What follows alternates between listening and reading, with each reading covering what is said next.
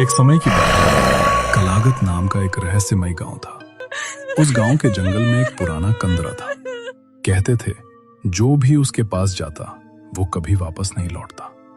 कुछ दिनों पहले रमेश नाम का आदमी भी वहां गया और अचानक गायब हो गया। इस रहस्य की जांच के लिए क्राइम ब्रांच के 2 ऑफिसर गांव पहुंचे।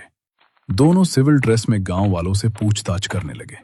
एक बुजुर्ग डरते हुए बोला, बेटा, उस कंदरा के पास मत जाना। वहां इंसान नहीं, कुछ और रहता है।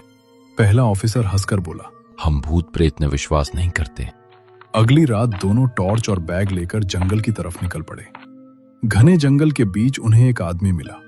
उसकी आंखों में डर साफ दिखाई दे रहा था। वो कांपती आवाज में बोला, अगर जान प्यारी है तो वापस लौट जाओ। लेकिन दोनों आगे बढ़ गए। कुछ देर बाद वे उस डरावने कंदरा के पास पहुंचे।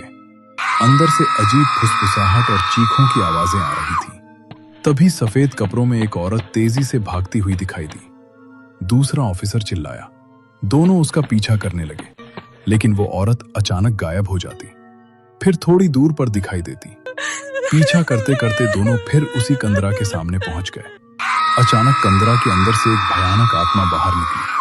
उसकी आंखें लाल थीं और चेहरा खून से भरा हुआ था। तभी एक अदृश्य शक्ति दोनों ऑफिसरों को अंदर खींचने लगी। वे चीखते रहे, लेकिन अगले ही पल दोनों कंदरा के अंदर गायब हो गए। उस रात के बाद गांव वालों ने उस कंदरा के पास जाने का ख्याल तक छोड़ दिया।